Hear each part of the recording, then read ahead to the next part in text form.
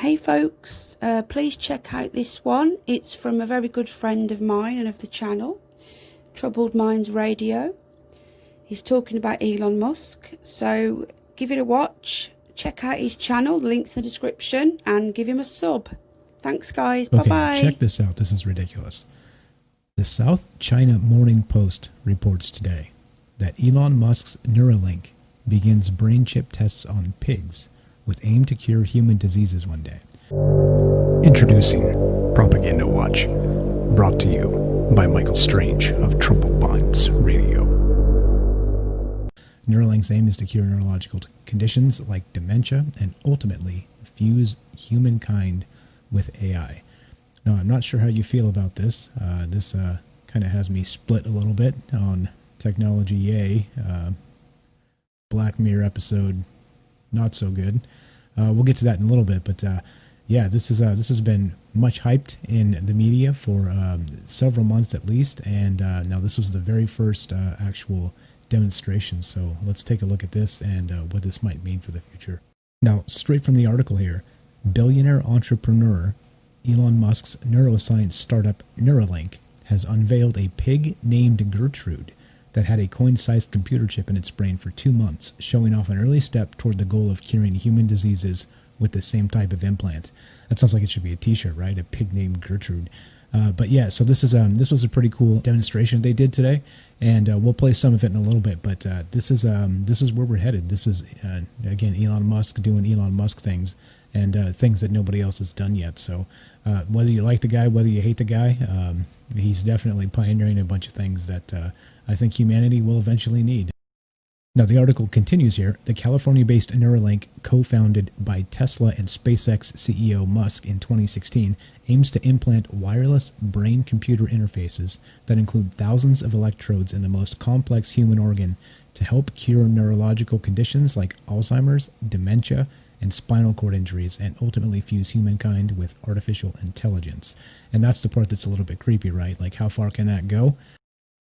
Now, Elon himself says this: "An implantable device can actually solve these problems," Musk said on a webcast on Friday, mentioning ailments such as memory loss, hearing loss, depression, and insomnia. Now, I know, for one, depression is a huge thing, and we lose many people every year to depression, when hopefully this can be a thing to make depression and suicide and these sorts of feelings a thing of the past, without chemicals, without big pharma, without the rest of this stuff. So again, whether this scares you or makes you hopeful for the future or somewhere in between, there are some things that look up regarding our Neuralink. Now, there was a Q&A session here from Twitter and also from the folks that were invited to the event, and they asked a pretty good question here about the future of this device and what are some of the out there type of sci-fi implications and some of the things this may be able to do in the future. Let's see what Elon had to say regarding a question that's pretty fascinating here. Awesome, thank you, Robin. Another question from Twitter: will you be able to save and replay memories in the future? Yes, I think in the future you'll be able to save and replay memories. I mean, this is obviously sounding increasingly like a Black Mirror episode, but well, I guess they're pretty good at predicting. But yeah, essentially, if you have a whole brain interface, everything that's encoded in memory, you could upload. You could basically store your memories as a backup and restore the memories. And ultimately, you could potentially download them into a new body or into a robot body. The future is going to be weird. The future is going to be weird indeed. So if this is the case, we don't know anything about human consciousness as of yet. We've had a lot of philosophers, a lot of scientists take guesses. But if they're, the implication here is you're going to be able to download an entire human brain to some sort of device, a hard drive or whatever this happens to be, like a neura drive or whatever they're going to call it in the future. This is a little bit, the implications here are pretty staggering, and if this can be done, then this could be immortality, right? Is this quantum immortality in human form? Yeah, it could be, couldn't it?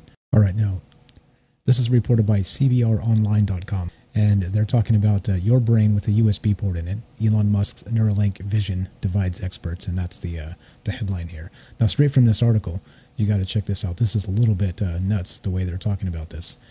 So Neuralink began as a way to advance the technology of BMI, and that would be brain-machine interface. That's what that stands for. Described by one organization, the Mayo Clinic, as a technology that acquires brain signals, analyzes them, and translates them into commands that are relayed to output devices that carry out desired actions. But these experts here, according to this article, they aren't convinced this is a safe way to go, and we'll look at a little bit of that here in a sec. Okay, so these desired actions that were stated in the article there could be how to move a wheelchair without the use of your arms or how to control bionic limbs. It is plausible to imagine that a patient with a spinal cord injury could dexterously control a digital mouse and keyboard, wrote Musk in the 2019 paper. When combined with rapidly improving spinal stimulation techniques in the future, this approach could conceivably restore motor function. High bandwidth neural interfaces should enable a variety of novel therapeutic possibilities. And so here's the good stuff, right? But then this article takes a bit of a darker turn when they talk about this in particular. These sorts of advancements in BMI have been largely avoided by neuroscientists at any significant scale due to their invasiveness. Although testing on rats and chimpanzees is happening, the consequences of getting things wrong are significant. As Dr. Henry Marsh, a leading English neurosurgeon, warned in one interview after the initial paper was published, the brain does not heal in the way bone and muscle and skin heals. Every time you cut the brain, you damage it, and it won't recover. If this is the case, and they haven't actually made a way to recover this damage they're doing to the brain. Elon talked about being able to take it out, and he actually had 3 pigs in the demo there. You can watch the entire video. We'll have it linked in the notes down below. He basically said that they had 1 pig that didn't have it in. It had been removed. They had 1 pig that definitely had it in, and they had another pig, I believe, that had never had it in. So I guess they were kind of giving an example of healthy, happy pigs, right? That was the demo here. Check it out if you get some time. It's over an hour long, but there's some good information in there.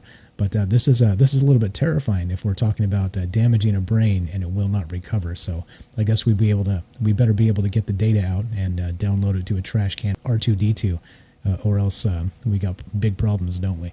After reading some of this and watching part of that video, how does this make you feel? Is this one of those situations where you think that we need to do what we need to do to get ahead and maybe ditch humanity and leave it in the rearview mirror forever? Or does this terrify you, and leaving humanity behind is one of the biggest dangers we have to worry about? I think there's a lot to discuss here, and there's a lot to keep an eye on as this develops, and we'll continue to do that. That's what we do here, and thanks for watching, thanks for hanging out, thanks for being here, and we'll see you guys soon, and take care.